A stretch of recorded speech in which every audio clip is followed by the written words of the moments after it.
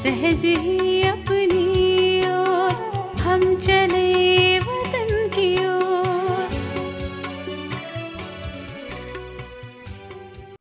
ஓம் சாந்தி 5/1/1977 அவ்யக்த பாப்தாதா மதுபன். வாணியின் தலைப்பு: தியாகி மற்றும் தபஸ்வி குழந்தைகள் எப்பொழுதும் தேர்ச்சி அடைகிறார்கள். இன்று கண்களில் நிரம்பியிருக்கும் குழந்தைகளை கண்களால் சந்தித்து கொண்டிருக்கிறோம். அந்த மாதிரி குழந்தைகளின் பார்வையில் பாப்தாதா மற்றும் பிராமணர்கள்தான் இருக்கிறார்கள்.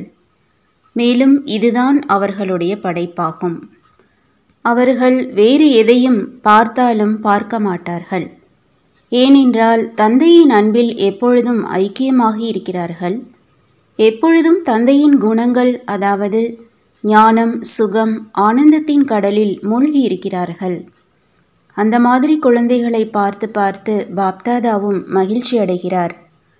உடலால் எவ்வளவுதான் தூரமாக இருந்தாலும், ஆனால் அந்த மாதிரி குழந்தைகளுக்கு தந்தையிடம் நெருக்கத்திலும் நெருக்கமான ஸ்தானம் நிரந்தரமாக நிச்சயிக்கப்பட்டிருக்கிறது. அது எந்த ஸ்தானம் என்று தெரிந்திருக்கிறீர்களா? எது மிக பிரியமான பொருளாக இருக்குமோ அது மிக அருகாமையின் ஸ்தானத்தில் இருக்கும். அந்த ஸ்தானமானது ஒன்று கண் மற்றும் இன்னொன்று இதயமாகும். அப்படியானால் இதயத்தில் நிரம்பியிருப்பவர்கள் உயர்ந்தவர்களா அல்லது கண்களில் நிரம்பியிருப்பவர்கள் உயர்ந்தவர்களா? இருவரிலும் நம்பர் 1 யார்? இருவர்களின் மகத்துவமும் ஒன்றா அல்லது வேறு வேறா? இருவர்களின் மகத்துவம் ஒன்றுதான். மேலும் யார் இதயத்தில் இருப்பாரோ அவர் கண்களிலும் இருப்பார் என்று உங்களில் யார் நினைக்கிறீர்கள்? அவர்கள் கையை உயர்த்துங்கள். இருவரின் மகத்துவம் வேறு வேறு, கண்களில் நிரம்புபவர்கள் வேறு, இதயத்தில் நிரம்புபவர்கள் வேறு என்று யார் நினைக்கிறீர்கள்? அவர்கள் கையை உயர்த்துங்கள். ஒன்றாக இருந்த போதிலும் தனித்தனியான மகத்துவம் இருக்கிறது. எனவே இரண்டுமே சரிதான். எப்பொழுது இத்தனை தியாகி மற்றும் தபஸ்வி குழந்தைகள் தன்னுடைய அநேக தர்மங்கள் மற்றும் தன்னுடைய தேகத்தின் தர்மத்தின் காரியத்தின் ஒவ்வொரு பழக்கத்தையும் தியாகம் செய்து பாப்தாதாவின் நினைவின் தபஸ்யாவிலேயே ஈடுபட்டு கொண்டிருக்கிறார்கள். அந்த மாதிரி தியாகி மற்றும் தபஸ்வி குழந்தைகளை எப்படி ஃபெயில் ஆக்க முடியும்? எனவே எப்பொழுதுமே பாஸ் ஆனவர்கள்தான். வெளிநாட்டினர் அனைவரும் சுருக்கமாக படிக்கிறார்கள். ஏனென்றால் பிஸியாக இருக்கிறார்கள். பாப்தாதா ஒரே ஒரு வார்த்தையை நினைவூட்டினார். அது எந்த வார்த்தை? அந்த ஒரே ஒரு வார்த்தை தான் பாஸ் ஆக வேண்டும், பாஸ் இருக்க வேண்டும். மேலும் என்னென்ன நடந்துவிட்டதோ அது பாஸ், கடந்த காலமாக ஆகிவிட்டது. அப்படி ஒரு வார்த்தைக்கு 3 அர்த்தங்கள் இருக்கிறது. இதுதான் குறுக்கு வழி ஆகிவிடும். மேலும் பாஸ்விதானர் ஆகிவிடுவீர்கள். ஆனால் இந்த அர்த்தத்தில் நிலைத்திருப்பதற்காக எப்பொழுதும் தந்தைக்கு சமமாக உள்ளடக்கும் சக்தி மற்றும் தந்தைக்கு சமமாக ஆக்கும் சக்தி இரண்டையும் நிரப்புவதற்கான அவசியம் இருக்கிறது. ஏனென்றால் தந்தைக்கு சமமாக ஆக்குவதற்காக எப்பொழுது சேவையின் மேடையில் வருகிறீர்களோ அப்பொழுது அநேக விதமான விஷயங்களை உள்ளடக்க வேண்டியதாக இருக்கிறது. அந்த விஷயங்களை உள்ளடக்கும் சக்தியின் ஆதாரத்தினால் மாஸ்டர் கடல் ஆகிவிடுகிறீர்கள். மேலும் மற்றவர்களையும் தந்தைக்கு சமமாக ஆக்க முடியும். உள்ளடக்குவது என்றால் என்ன ரூபத்தில் கூட எந்த ஒரு ஸ்தூலமான விஷயங்கள் மற்றும் உணர்வின் அம்ச ரூபம் கூட இருக்கக்கூடாது. தீமை பயக்கும் வார்த்தைகளை நன்மை பயக்கும் பாவனையில் தீமை பயக்கும் வார்த்தையாக இல்லவே இல்லை என்பது போல் மாறிவிட வேண்டும். அந்த மாதிரியான நிலையைத்தான் உலகிற்கு நன்மை செய்யும் நிலை என்று கூறுவது.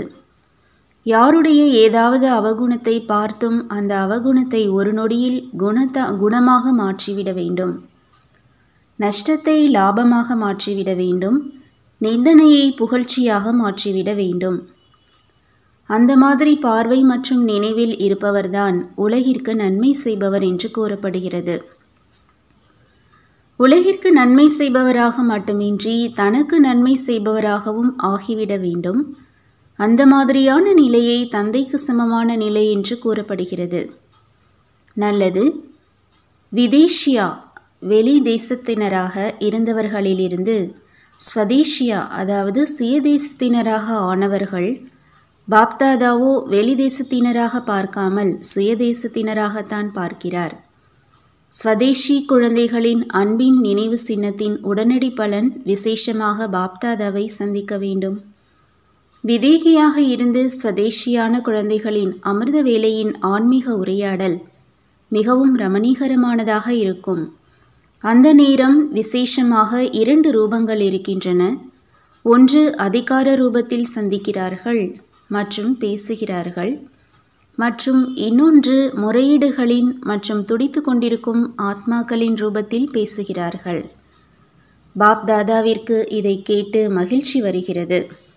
ஆனால் விதேஷியிலிருந்து ஸ்வதேஷியான ஆத்மாக்களில் பெரும்பான்மையான ஆத்மாக்கள் கொஞ்சத்தில் திருப்தி அடைபவர்கள் அல்ல. பெரும்பான்மையோர் விசேஷமாக பணயம் வைக்கிறார்கள். ராம் சீதையுமாக ஆகுபவர்களும் இல்லை. லக்ஷ்மி நாராயணனாக விரும்புகிறார்கள். எனவே உயர்ந்த லட்சியம் வைக்கும் காரணத்தால் குழந்தைகளுக்கு பாப்தாதாவும் வாழ்த்துக்களை தெரிவிக்கிறார். நீங்கள் எப்பொழுதும் இதே உயர்ந்த லட்சியம் மற்றும் லட்சணத்தில் இருக்க வேண்டும். பாப்தாதாவின் எதிரில் இருக்கிறீர்கள், தூரத்தில் இருக்கவில்லை. யார் இதே சிம்மாசனதாரியோ அவர் எப்பொழுதுமே அருகில் இருக்கிறார். இன்று அனைத்து சிந்தனை நிறைந்த குழந்தைகளையும் சந்திப்பதற்கான ஒரே எண்ணம்தான் இருந்தது. அந்த மாதிரி தூங்கிக் கொண்டிருக்கும் போதும் நினைவில் இருக்க வேண்டும். பாப்தாதாவோ நாலாபுறங்களின் விதேஷி குழந்தைகளை நேர் எதிரில் பார்த்து நினைவை கொடுத்து கொண்டிருக்கிறார். நல்லது. உயர்ந்த லட்சியம் வைக்கக்கூடிய, மிகவும் குஷியோடு தந்தையுடன் ஒப்பந்தம் செய்யக்கூடிய, தந்தை மற்றும் சேவையில் எப்பொழுதும் மூழ்கி இருக்கக்கூடிய, கடைசியில் வந்தும் வேகமாக செல்லும் அன்பான சகயோகி ஆத்மாக்களுக்கு தந்தையையும் தனக்கு சமமாக வியக்த ரூபம் ஆக்கக்கூடிய, சென்ற கல்பத்திலும் சந்தித்தவர்களுக்கு பிரகாசமாக இருக்கும் நட்சத்திரங்களுக்கு பாப்தாதாவின் அன்பு நினைவுகள் மற்றும் நமஸ்காரம். ஓம் சாந்தி. तुम बच्चों को तो सर्विस करनी है, जो बाबा कहते हैं सबको ये बताओ कि देखो तुम्हारा एम एंड ऑब्जेक्ट ये है, एक गीता है बढ़िया, ये राजयोग है ना बच्चे। कैसे है राजयोग? बिल्कुल सहज है कि बाप को याद करो तो ये वैसा मिलेगा तुमको। ओम शांति।